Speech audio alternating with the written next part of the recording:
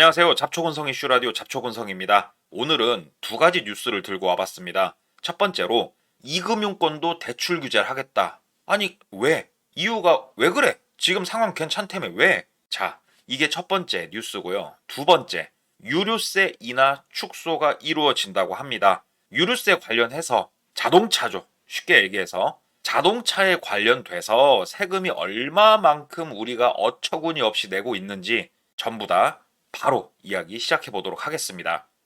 첫 번째 뉴스입니다. 영끌 꺾였지만 이금융권으로 쏠림이 시작이 되고 있다. 이거에 대해서 추가 규제를 검토하겠다. 이렇게 뉴스가 나온 거예요. 여기서 우리가 조금 머리에 물음표가 드는 생각들이 있어요. 그래, 영끌도 꺾였다. 부동산 가격 상승도 어느 정도 멈췄다.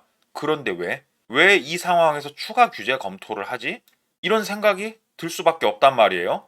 잠깐 구독, 좋아요 잊으신 거 아니겠죠? 일단은 우리의 욕망은 막을 수가 없습니다. 부동산으로 재미를 본 국민들이 지금 엄청나게 많죠.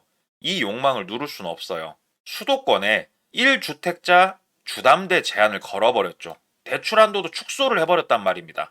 이러다 보니까 수도권의 아파트 거래량이 7월달 대비 3분의 1 토막이 났다고 합니다. 모든 상황이 당신들이 원하는 대로 흘러갔어. 그럼에도 왜? 이금융권으로 자꾸 우리가 가서 돈을 빌리는 것 같아? 이렇게 생각이 드는 거예요, 이 사람들은. 거래량도 줄었는데 가격은 그대로인 이상한 상황이에요. 이 말이 뭔 말이냐면 많은 사람들이 생각하기에는 현재 여러 가지 규제들이 이어지진 않을 거다. 우리에게 돌파구를 줄 것이다 생각을 한 거고 그 돌파구 중에 하나가 이금융권이 돼버린 겁니다. 이 이금융권, 보험사 대출, 저축은행, 마을금고 이쪽으로 수요가 이동을 하기 시작을 했다 이거예요. 그런데 국가에서 이금융권 규제를 한다는 거는 사실 잘하는 겁니다. 제 생각에는. 왜 그러냐? 1금융권이 있죠. 시중 5대 은행이나 지방 경남은행 이런 거 있지 않습니까? 그리고 특수은행, 기업은행 이런 것들. 여기가 1금융권인데 이곳은 은행법에 적용을 받는 안전한 메이저라고 생각을 하시면 됩니다. 이곳은 망할 일이 거의 없고 리스크 역시 매우 적다. 그런데 이곳을 지금 틀어 막아버렸잖아요. 나라에서. 그러니까 사람들이 이금융권으로 넘어가기 시작을 했다.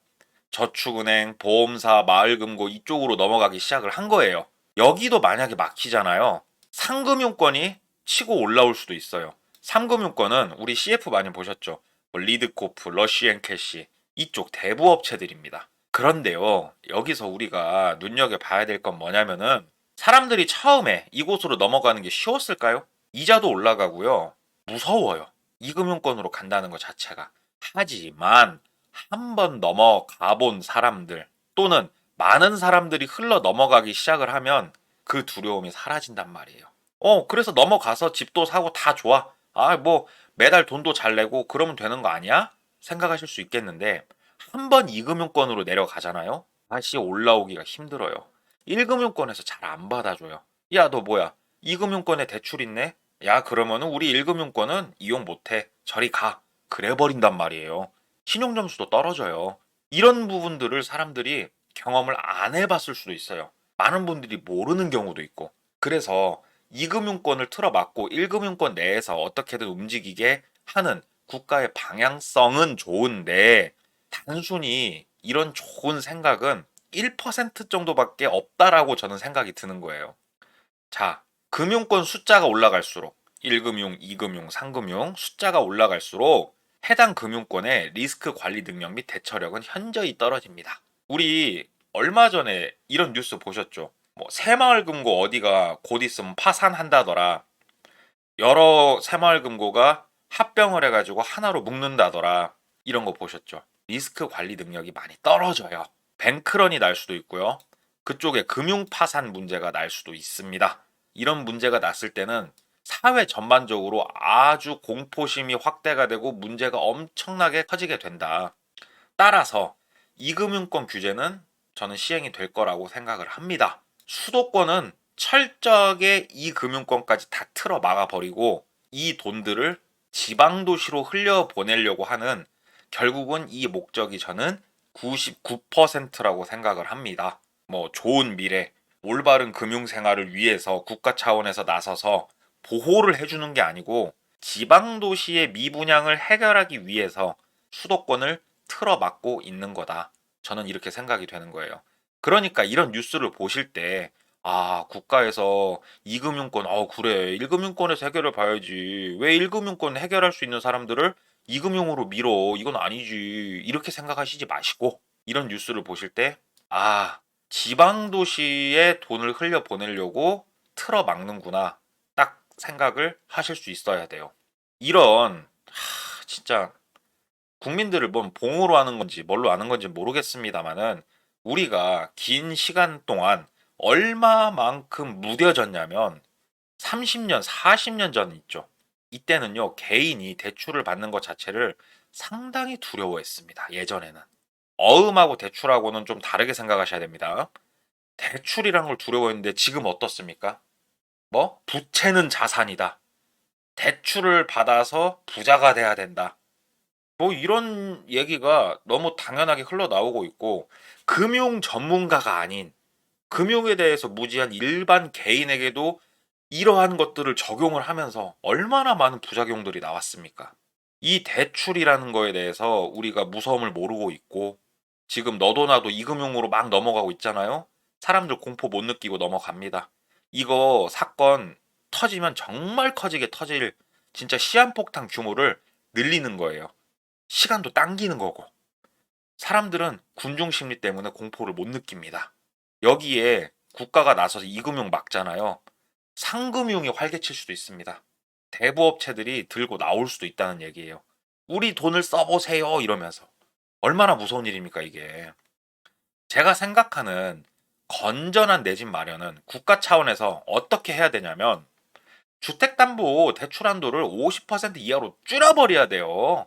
이러면 사실상 국가에서 벌어지고 있는 많은 문제가 해결이 돼버립니다. 우리 대출 한도가 50% 이하로 줄잖아요. 당연히 사회 초년생, 신혼집은 작고 오래된 집에서 시작을 하게 될 겁니다. 대출 나오는 돈이 적지 않습니까? 당연히 오래되고 작은 집에서 시작을 하겠죠. 부동산에 묶인 돈들이 풀리겠죠. 어디로 흘러가겠습니까? 각종 산업에 투자가 되겠죠. 은행이 지금 돈을 엄청나게 부동산에 대출로서 돈을 풀고 있지 않습니까? 이 돈이 흘러갈 곳이 없다고 하면 주식시장이라든지 스타트업 기업이라든지 이런 곳에 흘러가면서 나라가 건전한 쪽으로 돈이 흘러가기 시작을 할 거란 말입니다. 그리고 대출이 없어진다, 아예 없다라고 우리가 한번 상상을 해보면 그때는 각자 분수에 맞는 삶이 보일 겁니다. 사회 초년생은 10에서 15년 된 중고차를 사는 게 당연한 게 될 거고요.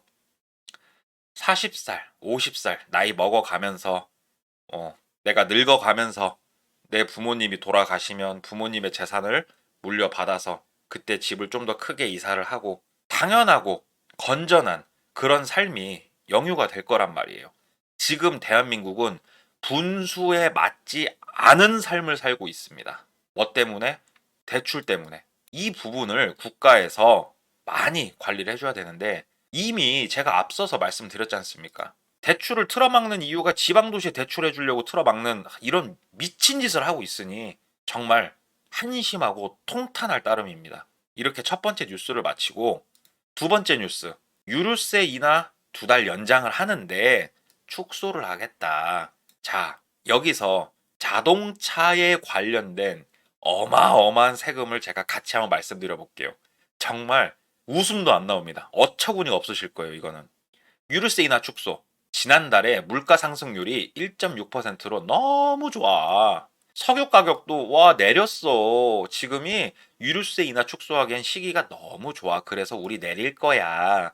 다음 달부터 휘발유는 42원, 경유는 41원 가격을 올릴 거야. 세금 올릴 거야. 니들 돈 더 내. 이야기를 했습니다. 이 가장 큰 목적이 뭘까요? 왜 갑자기 상승을 이렇게 시켜버렸을까요? 우리 국민들 편하게 먹고 사는 꼴 못 봐서 그럴까요? 그게 아니고요. 세금이 빵꾸가 엄청나게 났어요. 결국 세금 빵꾸 난 거 메워야 되니까 이런 판단을 내리면서 그거에 따른 이유를 이렇게 두 가지를 든 거예요. 세금 빵꾸 난 거에 관련된 뉴스예요. 세수 결손 피해 중앙 지방 정부가 함께 분담해야 된다. 뭐 교부금이 줄어든다. 지금 세금이 너무 부족한 상황이에요. 그러니까는 가장 현찰로 들어올 수 있는 세금을 올리겠다라고 이야기를 하는 건데요. 제가 지금 방금 말씀드렸죠. 현찰로 들어오는 세금. 그것도 분기마다도 아닙니다. 수시 때때로 들어오는 이 세금. 자동차에 관련된 것들인데 자동차에 관련된 세금을 제가 한번 보여드릴게요. 우리가 차를 한 대 사잖아요. 이건 구매할 때입니다. 취득세 내죠. 우리가 개별 소비세라고 차 가격에 이게 포함이 되어 있습니다. 부가세도 포함이 되어 있고요. 자, 이건 차를 샀을 때 내는 세금들입니다. 그러면 차를 사고 나서 보유를 하고 있으면 우리 자동차세 나오죠. 매년 내고 있습니다. 두 번째, 기름 넣을 때마다 세금 내고 있죠. 유류세. 자, 여기서 정말 웃긴 코미디를 알려드릴게요. 개별 소비세 보이시죠? 요거. 개별 소비세가 다른 말로 뭐라고 하는 줄 아십니까? 개소세요? 아닙니다. 사치세.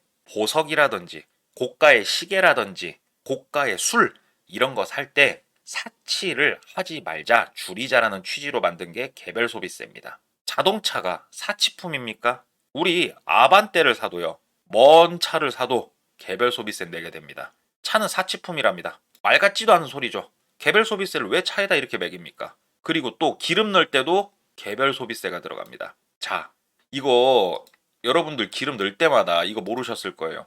우리 기름에 순수히 기름값 빼고요. 세금만 교통세, 주행세, 교육세, 부가가치세, 개별 소비세, 관세가 들어갑니다. 여기서 그래도 나머지 다 이해한다 칩시다. 무슨 교육을 하나 모르겠습니다만 교육세 내고요. 개별 소비세를 왜 유류세에다 내요 또. 나 출퇴근해야 될 거 아니냐고. 1년에 논이라고 기름을 엄청나게 막 10만 킬로씩 내가 차를 뛰어. 그러면 모를까. 아니 출퇴근하고 그냥 먹고 사는데 필요한 왜 그런 기름에 개별 소비세를 부과하냐 이거예요. 세금 엄청나죠. 우리는 자동차라는 물건을 구매함과 동시에 세금에 늪에서 허우적거리게 되는데 보십시오. 이게 분기마다 내는 거는 자동차세밖에 없습니다. 그 외에는요 현찰 그때그때 바로바로 들어오는 것들입니다. 그러니까 유류세를 손을 대는 겁니다. 올리겠다고. 바로 현찰이 지금 당장 필요하니까. 예. 그래서 두 번째 뉴스, 유류세 인하 2달 연장에 관련된 뉴스와 자동차에 얼마만큼 세금이 많이 녹아 있는지 그 정보들을 전달을 해드리면서 오늘 이야기 마치고요. 제 이야기 들어주신 모든 분들 너무 감사드리고요. 구독, 좋아요 제발 한 번씩 부탁드리겠습니다. 아래 보이는 메일 주소로 여러 가지 이야기들 제보도 부탁드리고요. 감기 조심하시고요. 저는 다음 시간에 또 찾아뵙도록 하겠습니다. 이상 잡초근성이었습니다. 감사합니다.